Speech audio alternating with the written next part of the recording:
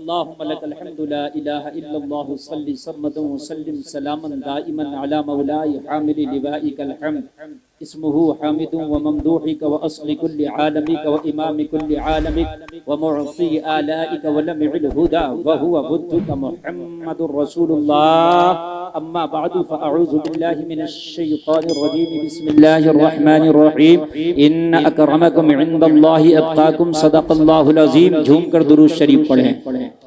अल्लाहुम्मा सल्ली अला सय्यिदिना व सय्यिदिना मौलाना मुहम्मदिन व बारिक व सल्लम अलैहि या रसूलल्लाह। सलातु व सलामुन अलैका या रसूलल्लाह। सब लोग जोर से बोलें सल्लल्लाहु अलैहि वसल्लम। सल्लल्लाहु अलैहि। देखो ये यहाँ की खासियत है, खासकर पता नहीं इस गांव में जलसे हर साल होते हैं या ये पहली मरतबा हो रहा, पहली मरतबा जलसा हो रहा है। ऐसा लग रहा है जैसे यहाँ हर महीने जलसा होता है, क्योंकि इतनी रात में इतने लोग जलसे में नहीं बचते हैं। मैं आपको बता रहा हूँ, ये सब इन उलमा की बरकतें हैं जो स्टेज पर बैठे हैं। ये सब बाबरकत हैं जो अब तक बैठे हैं। कारी ज़ाकिर साहब किबला माशाअल्लाह, हमारे नाज़िम साहब किबला, ये सब लोग तशरीफ रखते हैं। सारे उलमा में सबके नाम नहीं जानता, मगर अल्लाह सबों को जानता है। सब बाबरकत हजरात, तकरीर के कुछ अहम गोशे रहेंगे, उन पर खास तवज्जो चाहता हूँ। अल्लाह की नज़र में तुम्हारी कोठियाँ, गाड़ी, बंगला, पैसा, नकदी, अद पद, तुम्हारी डिग्रियाँ, तुम्हारे बड़े बड़े अवार्ड, इसकी कोई अहमियत नहीं है ना। तुम्हारे बेटे बेटियां, अल्लाह की नज़र में इसकी कोई अहमियत नहीं। अल्लाह फरमाता इन्नमा अमवालुकुम व औलादुकुम फितना। अल्लाह फरमाता तुम्हारा माल, तुम्हारी माल ये फितना है, तुम्हारा माल, तुम्हारी औलाद फितना है। अल्लाह फितना बता रहा है।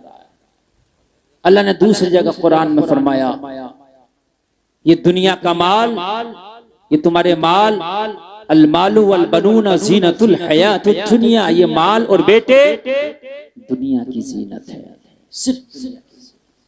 तो या अल्लाह फिर तेरी नजर में जरूरी क्या है, तेरी नजर में इज्जत वाली चीज क्या है, तेरी नजर में कदर वाली चीज क्या है? अल्लाह ने कुरान में फरमाया जिसका तकवा ज्यादा है अल्लाह की नजर में उसकी इज्जत ज्यादा है। बेशक, सुभान अल्लाह। यहाँ पर गरीब भी अपना दिल थोड़ा ना करें, यहाँ पर कमजोर भी अपना दिल थोड़ा ना करें। अबू लहब काबे का कैशियर है। अबू लहब का जो पद था, सुन लीजिए, वो काबे का कैशियर था, समझ रहे हैं आप? लेकिन आज उसका नाम लेवा कोई नहीं है। कुरान ने उसकी मजम्मत में एक सूरत नाजिल हुई, तब्बत यदा अबी लहब व तब। मालदार इतना के काबे का कैशियर। जरा तवज्जो करें यार, कोई छोटी मोटा पद नहीं है काबे का कैशियर होना, बहुत बड़ी डिग्री है ये। लेकिन आज उसका कुत्ते तक नाम नहीं लेते नजर आते। यमन का एक बकरियां चराने वाला लोगों का चरवाहा है, जिसको जमाना ओवैसे करनी कहता है। कोई पागल कहता था, कोई दीवाना कहता था, कोई कहता था ये हमारा चरवाहा है। खुदा की कसम, फटा हुआ लिबास, ढाट का लिबास, बबूल का कांटा कपड़े की जगह होता था, मगर खुदा की कसम उवैस जब तक दुनिया रहेगी, जब तक नबी के गुलाम उवैस का नाम रहेगा। तकवा अगर है तो अल्लाह की नजर में इज्जत है, और तकवा नहीं है तो अल्लाह की नजर में तुम्हारी गाड़ियां, बेटे, माल, अल्लाह फरमा रहा फितना है। मैं नहीं कह रहा, अल्लाह का कुरान कह रहा। हम अपनी गाड़ियों पे, अपने बेटों पे, अपने मालों पे बड़ा फख्र करते हैं। अल्लाह कहता फितना है, ये फितना। अल्लाह फरमाता तकवा है मेरी नजर में इज्जत वाला। आज बात समझ में आ गई कि अगर गरीब है, मुत्तकी है, अल्लाह की नजर में इज्जत वाला है। जरा कह दो ना सुभान अल्लाह। आज कितने लोग हैं जमाने में, बहुत ठंडे दिमाग से, ठंडे दिल से सुनना। मेरे लिए जोर से बोलना कोई कमाल नहीं, मेरे लिए हल्के बोलना कमाल है, समझ रहे हैं आप? हाँ, ये सब जोर से अगर मैं बोलूं तुम सोचोगे मजा आएगा, वो मेरे लिए कमाल नहीं। मैं धीरे से तुम्हें समझा रहा हूँ, ये ट्यूशन क्लास चल रहा है। जी हजरात, अगर तुम्हारा भाई, तुम्हारा दोस्त, तुम्हारा पड़ोसी, तुम्हारा रिश्तेदार, अइज़्ज़ा अक़रबा में कोई तुम्हारा अगर हराम खा रहा है, तेरी जिम्मेदारी है अपना वक्त निकाल, टाइम खर्च कर उसे समझा। कोशिश कर, रोक, इसलिए कि अब कोई नबी नहीं आने वाला। ये कुरान ने जिम्मेदारी तुझे दे दी है। तअमुरून बिल मारूफ व तनहौना अनिल मुनकर का ताज अल्लाह ने तेरे सर पे रख दिया है। लोग कहते हैं भाई हमें क्या जरूरत पड़ी है यार, जो हो रहा होने दो।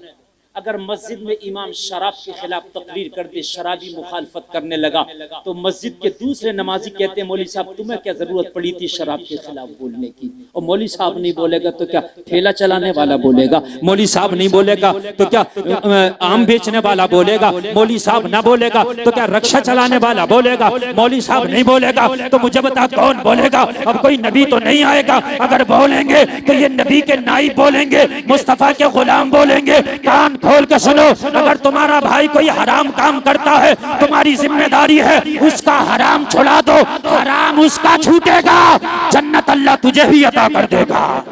नारे तकबीर, नारे रिसालत, उलमाए अहले सुन्नत मसलके आला हजरत जिंदाबाद जिंदाबाद। अब कहोगे मौलाना साहब हम कैसे छुड़ा सकते हैं? तो बिल्कुल छुड़ा सकते हो, मेरे पास गारंटी और दावा दे के जाता हूँ, स्टाम्प पेपर पे लिख के जाता हूँ। 80% हराम छूट जाएगा। अगर आप चाहें, मौलवी साहब चाहें बाद में छूटेगा, आप चाहें पहले छूट जाएगा। अगर कोई शादी में डांस पार्टी कर रहा है, डीजे कर रहा है, गाजा बाजा नाच तमाशा कर रहा है, मौलवी साहब के कहने से नहीं रुकेगा, मगर उस घर का कोई दामाद होगा जरूर, दामाद जरूर होगा। सबके दामाद है, हर घर का दामाद है। दामाद ठान के बैठ जाए, ओ साले जी, ओ ससुर जी, अगर तुम्हारे घर ये डीजा बजा, नाच हुआ, तमाशा हुआ, सब तो तेरे घर शादी में होंगे, मगर तेरा दामाद नहीं आएगा। मैं देखूं किस ससुर में इतनी ताकत है कि अब बजा के दिखा, अब बजा के दिखा। मेरी बात गलत हो तो बताओ, अब किस ससुर में ताकत है, अब बजा के दिखा। लेकिन दामाद तो खुद सबसे आगे होता है, सबसे आगे होता है, सबसे आगे। ब्लीचिंग दूल्हा कम कराता है, ये दामाद ज्यादा कराता है कि मैं साले से ज्यादा नजर आऊं। मैं सही बता रहा हूँ, वो तो कम करा लेगा, ये ज्यादा। चाहे बारात लेट हो जाए मगर बहनोई की ब्लीचिंग कम नहीं होगी। और बेचारा दूल्हा भी मनी कर रहे हैं, बहनोई साहब नाराज ना हो जाए आज, चाहे बारात लेट हो जाए मगर करा लो, अच्छी वाली नहीं की करो।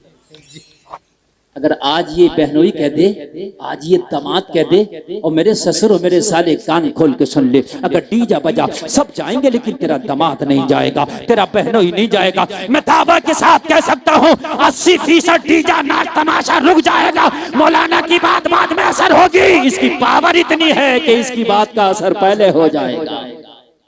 बात हकीकत है कि नहीं मेरे भाइयों बताइए? मौलवी साहब को तो खतरा है कि इमामत ना छूट जाए, ससुर को तो खतरा होगा बेटी ना छूट जाए। बात है, कब करोगे पावर का इस्तेमाल यार, पावर का इस्तेमाल करो। पहले सहाबी, सबसे पहले मुसलमान, आओ तारीख की रोशनी में, मैं खाली तुम्हें मजे दिलाकर जाना नहीं चाहता। हजरत अबू बकर जो यारे गार भी हैं, यारे मजार भी हैं, एक नंबर का मुसलमान, एक नंबर का, जिसकी एक नेकी आसमान के सारे सितारों के बराबर। आवाज बढ़ाओ ऑपरेटर साहब जरा। जिसकी एक नेकी आसमान के सारे सितारों के बराबर, जो मजार में भी नबी के साथ, गार में भी नबी के साथ। इसको कहते हैं मुस्तफा की वफादारी, नबी की गुलामी। हजरत अबू बकर का बेटा ईमान ना लाया, हजरत अबू बकर मुस्तफा पे जान निछावर कर बैठे थे। जंग हो गई, इस्लाम और कुफ्र की जंग। बेटा काफिर था, काफिरों के साथ तलवार लेके आया। हजरत अबू बकर मोहम्मद अरबी के गुलाम थे, उनके साथ तलवार लेके आए। आगे से लेके पीछे तक तुम ससुर से, तुम अपने साले से, अपनी ससुराल से बुराई नहीं ले सकते, पड़ोसी से, रिश्तेदार से, दोस्त से बुराई नहीं ले सकते। यारी से गलत काम से रोकूंगा ये नाराज हो जाएगा।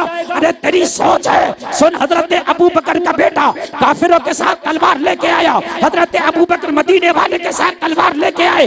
जंग छिड़ गई। मैदान जंग में एक वक्त ऐसा आया, एक टाइम ऐसा आया कि हजरत अबू बकर के बेटे की तलवार हजरत अबू बकर की गर्दन पे आ गई। देखा ये तो बाप की गर्दन है, तलवार खींच लिया, पीछे हट गया, अबू बकर को छोड़ दिया। जंग मुकम्मल हो गई। काफी दिन के बाद बेटा भी ईमान ले आया। एक दिन बेटा बाप की बारगाह में बैठा था, कहने लगा बाप, जब मैं जंगल में गया था और जब मैं ईमान नहीं लाया था, मेरी तलवार आपकी गर्दन पे आ गई, मैंने बाप समझ के छोड़ दिया था। हजरत अबू बकर ने फरमाया, ओ बेटे, रब्बे काबा की कसम, तूने बाप समझ के छोड़ दिया था। उस जंग में अगर मेरी तलवार के नीचे तेरी गर्दन आ जाती तो मोहम्मद का गद्दार समझ के काट देता।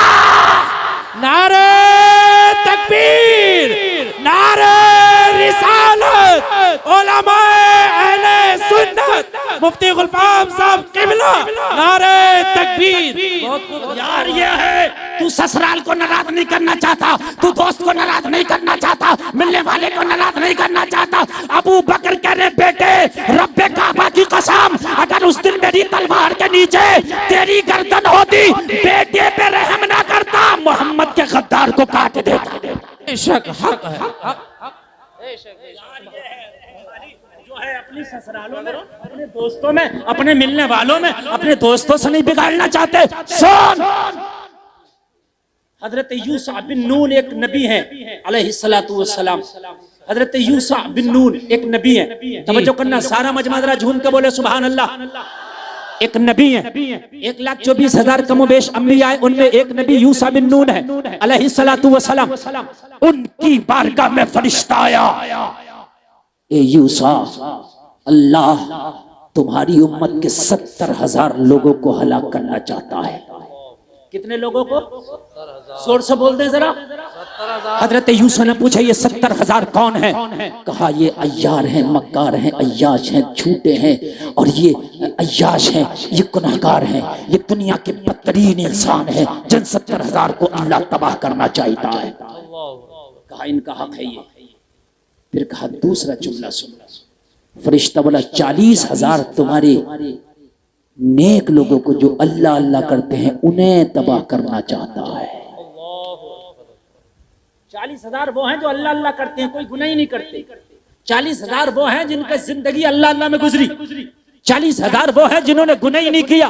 40,000 वो है जो अल्लाह के लिए सोते हैं, अल्लाह के लिए उठते हैं, अल्लाह के लिए चलते हैं, अल्लाह के लिए बैठते हैं, अल्लाह के लिए खाते पीते हैं, जिनकी जिंदगी अल्लाह अल्लाह अल्लाह अल्लाह अल्लाह में गुजर रही है। हजरत यूसुफ ने पूछा अरे गुनाहगारों को अल्लाह तबाह करना चाहता है, बात समझ में आता है, लेकिन इन नेकों को क्यों अल्लाह तबाह करना चाहता है? क्या वजह है? कहा अल्लाह का कहर इन पे इसलिए नाजिल है, अल्लाह ने फरमाया ये 40,000 जो नेक है ये बुरों को बुराई करने से रोकते क्यों नहीं? इसलिए इनका तबका पलट करूंगा। ये जो 40,000 मुझे अल्लाह अल्लाह कहते हैं, मेरी इबादत करते हैं, इन 70,000 को इन्होंने रोका क्यों नहीं? हाय हाय, अगर तुमसे पूछ लिया कि तेरी ससुराल में डीजा बजा था, तेरी खाला, तेरी फुप्पी, तेरे खानदान में डीजा बजा था, अभी झगड़ा हो जाए इस गांव में ना एक आदमी से, 75 लट्ठा रहे हैं। अरे भाई ये 75 को ने कहा खानदानी मर जाएंगे, मार डालेंगे, अपने खानदानी को झुकने नहीं देंगे। तेरे खानदानी पे इतना ना दे कि मरने मारने तैयार है, तो खानदानी तेरे कहने से डीजा क्यों नहीं रोक रहा? जी जी, क्या बात है। आ रही है कि नहीं आ रही है? अभी तो 75 लट्ठा गए थे कि मियाँ मर जाऊंगा, मार डालूंगा, छोड़ूंगा नहीं। जब 75 लट मरने के लिए तैयार है, खून देने खून लेने तैयार है, तो क्या तेरे कहने से डीजा नहीं रोक सकते? रोकेंगे, मगर तूने रोकने की कोशिश तो की होती। और मेरे भाई कान खोल कर सुन, आगे बढ़, जमाने की खुशी ना देख, कहीं ऐसा ना हो तू तो नेक है मगर अपने को तू नेक ना बना सका, अल्लाह उस गुनाहगार की वजह से तुझे भी जहन्नम में डाल दे। जो है आप लोगों की कोशिश करो, आप सिर्फ हमें मौजूद दे देते हो। हजरत डांस के खिलाफ बोलना, हजरत डीजे के खिलाफ बोलना, हजरत कब तक बोले? हजरत के गुर्दे काले हो गए बोलते बोलते, लेकिन हजरत के बोलने से कुछ नहीं होगा जब तक कि आप अमल नहीं करेंगे। हकीकत बता रहा हूँ मेरे भाई, एक मौलवी के बोलने से कुछ नहीं होगा।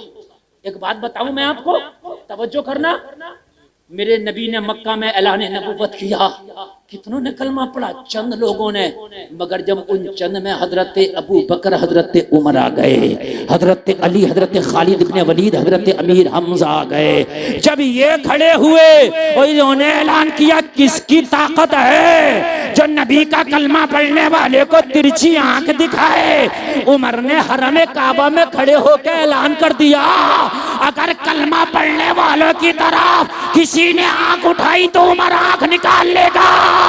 सुभान अल्लाह। नारे तकबीर, नारे रिसालत, उलमाए अहले सुन्नत, मजहबे इस्लाम, मजहबे इस्लाम, नारे तकबीर। ये उलमा बैठे, बड़ी जिम्मेदारी के साथ बात कर रहा हूँ, जब तक जिंदा हूँ जब तक की जिम्मेदारी, जब तक उमर ने ऐलान न किया, अमीर हमजा ने ऐलान न किया, जब तक पिटते रहे ये पिटते रहे। इस्लाम बड़ी धीरे धीरे बढ़ा, छिप छिप के बढ़ा, घाटियों में बढ़ा, झाड़ियों में रहा। कभी हफ्सा चला गया इस्लाम का मानने वाला, कभी हिजरत कर गया, लेकिन जब उमर उठा, अमीर हमजा उठा, किसकी ताकत सीने पे बैठ के खून पी जाऊंगा, मोहम्मद का कलमा पढ़ने वाले को किसी ने आग दिखाई तो आग निकालूंगा। तो इस्लाम फिर हजारों में नहीं था, फिर लाखों में इस्लाम था। सुभान अल्लाह, सुभान अल्लाह। ये उलमा बैठे, और अगर किसी को मुझसे इस बात पर डिबेट करनी है तो मैं कहूंगा, मेरे नबी 13 साल तक ऐलान नबूवत के साथ मक्का में रहे, कितने लोगों ने कलमा पढ़ा, और फिर 10 साल की जिंदगी में कितना कलमा पढ़ा। 13 साल की जिंदगी में हजारों थे, और मदीने की 10 साल की जिंदगी में लाखों थे। जरा कह दो ना यार सुभान अल्लाह। हाय हाय, हम क्या तबलीग करेंगे, नबी से बढ़ के तबलीग नहीं कर सकते हम तो उनके गुलामों के गुलामों के गुलामों की जूतियों के बराबर भी नहीं।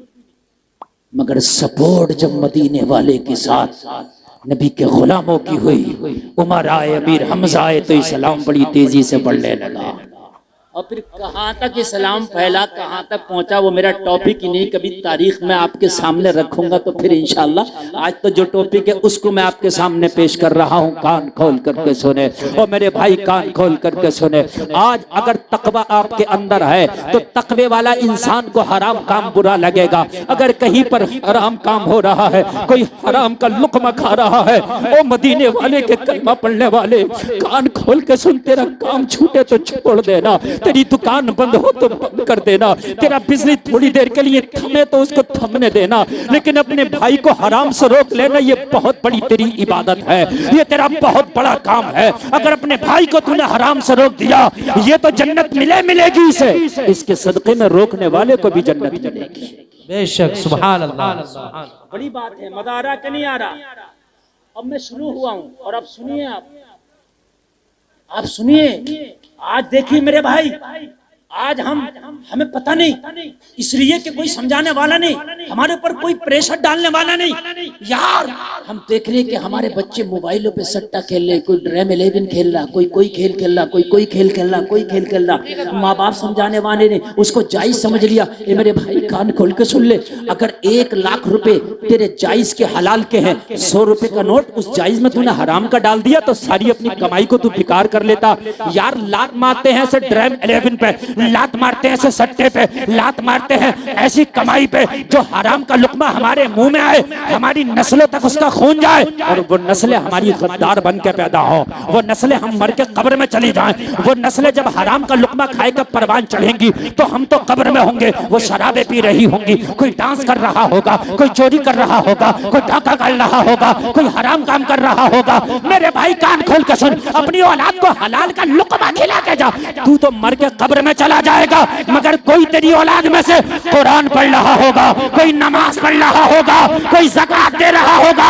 कोई हज कर रहा होगा, और कोई मदीने वाले की चौखट पे खड़े होकर कह रहा होगा, मैं मुजरिम हूँ आका, मुझे साथ ले लो कि रास्ते में है जा बजा खाने वाले। सुभान अल्लाह, अल्लाहु अकबर, या रसूल अल्लाह, या रसूल अल्लाह, जिंदाबाद जिंदाबाद जिंदाबाद जिंदाबाद। अल्लाह। मेरी माँ बहनें भी बैठी है, ये तकरीर मेरी दोनों के लिए है, मेरी माँ बहन मेरे भाइयों के लिए। और मेरी बहनों, तुम्हारा बेटा अगर हराम का लुकमा लाता, लात मार दो उस हराम के लुकमे पे, और अपने बेटे से कह दो तेरी माँ फाके से तो बैठ सकती है, मगर तेरा लाया हुआ हराम का लुकमा कबूल नहीं करेगी, इसलिए कि मेरी आइडियल हैदराबाद की सानिया नहीं बल्कि मदीने की फातिमा तो ज़हरा है। घरों में पैगाम, सबसे पहला मदरसा तुम्हारा सबसे पहला मदरसा माँ की गोद है। ख्वाजा निजामुद्दीन महबूब इलाही दिल्ली के सुल्तान एक दिन तकरीर कर रहे हैं अपने मुरीदों में। कहाँ तकरीर कर रहे हैं अपने? जरा अगर नेटवर्क से बात बाहर ना जा रही हो तो जरा मोहब्बत से बोल कर सुनिएगा अपने मुरीदों में। आप कहने लगे इमाम अहमद बिन हम्बल का वाकया बयान कर रहे हैं। कह रहे इमाम अहमद बिन हम्बल के घर का आटा खत्म हो गया। क्या खत्म हो गया? हाय हाय, कितना बड़ा इमाम है। शरीयत के 4 ही इमाम है, उनका एक इमाम इमाम अहमद बिन हम्बल है। कितना बड़ा इमाम होगा। जरा सुन लीजिए कितना बड़ा होगा। इन्हें तो अगर करोड़पति, अरबपति, खरबपति भी अगर हो ना तो कम है, इसलिए कि शरीयत के 4 में से एक इमाम अहमद बिन हम्बल है। घर का आटा खत्म हो गया, लोगों में जिक्र हुआ घर का आटा खत्म हुआ गया। ये बात बेटे को पता चल गई, बेटे ने किसी के जरिए से बाप के घर में आटा पहुंचा दिया। रोटी बनी, इमाम अहमद बिन हम्बल की दस्तरखान पे बेटे के आटे की रोटी रखी गई। जरा दिल से सुनना, रोटी रखी गई। आपने पूछा ये आटा कहाँ से आया, मेरे घर में तो खत्म हो गया था। कहा हुजूर आपके बेटे को पता चला, जैसे ही खबर मिली आटा भिजा दिया। आपने फरमाया इस रोटियों को मेरे दस्तरखान से उठा लो, मेरे दस्तरखान से इस रोटियों को उठा लो। जरा तवज्जो सुन, कहा हुजूर आपके बेटे के घर की हैं। हाँ मेरे बेटे के घर का आटा मगर उठा लो, और आप एक काम करो, इन रोटियों को उठाकर दरिया दजला में जाकर फेंक दो, जाके मछलियों को खिलाओ। लोग उठे, उठने के बाद रोटियों को दरिया दजला में डाल दिया। छोटी और बड़ी मछलियां खाने के लिए आई, रोटियों को सूंघती और सूंघ के दूर भाग जाती, रोटियों को सूंघती और सूंघ के दूर भाग जाती। एक मछली ने भी रोटी में जर्रा बराबर भी मुंह न लगाया। अगर दिल रखते हो तो यार सुनना, हमने तो सब चीज को हलाल समझ लिया, जैसे भी आ गया हलाल है। सुन यार, तेरे खेत में धान कटा हुआ पड़ा है, तुझे धान का पूला बांधना, और बराबर वाले पड़ोसी के खेत में पराल झड़ा हुआ पड़ा, तू सोचता है कि इसके झड़े हुए पराल को उठा के अपना पूला बांध लूं बगैर इजाजत के, ये भी हराम है। कान खोल के सुन, अगर किसी के खेत से बगैर इजाजत के हरी मिर्ची तोड़ के अपने कीमे में डाल ली, तेरा पूरा का पूरा कीमा हराम है। बिना मिर्चों के खा लेता तो अच्छा था, मगर ये चोरी की मिर्चें तुझे जहन्नम में ले जाएंगी, तेरी नस्लों में इसका असर हो जाएगा, तू तबाह हो जाएगा। दरिया दजला की एक मछली ने भी नहीं खाया, एक मछली ने भी, जो एक ने भी खाया हो, नहीं खाया। थोड़ी देर के बाद दरिया में लहर आई। क्या आई दरिया में? और उन रोटियों को दरिया ने भी कबूल नहीं किया, लहर आई और किनारे पे फेंक दिया। सारे लोगों ने माजरा देखा। इमाम अहमद बिन हम्बल की बारगाह में हाजिर हुआ, कहने लगे हुजूर हमने देखा किसी भी मछली ने वो रोटी नहीं खाई, दरिया ने भी उसको लहर के जरिए से किनारे पे फेंक दिया। इमाम अहमद बिन हम्बल ने फरमाया जिन रोटियों को मछलियां नहीं खाती तुम मुझे खिलाना चाहते हो? कहा हुजूर माजरा क्या है? कहा सुनो, ये उन दिनों का खरीदा हुआ आटा है मेरे बेटे के घर में, जिन दिनों मेरा बेटा बगदाद का काजी यानी हाकिम और जज हुआ करता था। उस सैलरी से इसने आटा खरीदा है, ये भाई उसके लिए जायज होगा, हमारे लिए जायज नहीं है। हाय हाय, गौर करें। जबकि आपने कोई नाजायज होने की वजह भी नहीं बताई, मगर ओहदा बड़ा नाजुक था, हाकिमियत का हाकिम बड़ा नाजुक ओहदा है। अगर फैसला करते हुए जरा से भी किसी के साथ नाइंसाफी हो गया तो मामला खत्म। बड़ा मामला नाजुक है, बहुत नाजुक मामला है, बहुत नाजुक मामला है। तवज्जो फरमाए, हम हैं। अगर बच्चा सऊदी जा रहा कमाने के लिए तो माँ भी कहती है बेटा, ओ बेटा फलाने का बेटा इतना कमाता है, बेटे तू कम से कम उसके बराबर तो कमा के लाना। और मेरी बहन और मेरे भाई अपने बेटे से ये कहना तू फलाने के बेटे के बराबर कमाए या ना कमाए, मगर पहले 5 वक्त की नमाज पढ़ना, उसके बाद में अपना कमाना, उसके बाद में धंधा करना, उसके बाद में पैसा कमाना। ये थोड़ा भी होगा ना तो अल्लाह हमें इसी में बरकत देगा। सुभान अल्लाह। लेकिन हमारे यहाँ क्या कहते हैं, फलाने का तो इतना कमा रहा, और बेटा एहसास कमतरी का शिकार हो जाता। एक ने चोरी क्या अपना सब कुछ बेच दिया, और बेचने के बाद घर भेजता रहा। पूछा भाई तूने ऐसा क्यों किया? कहा बार बार यही तकाजा होता, पड़ोसी का बेटा तो इतना कमा रहा, यार मेरे पास यहाँ सब कुछ बेच के मैं घर वालों को भेज रहा हूँ, तब भी उनको सुकून नहीं है। ये हाल है मेरी कौम का।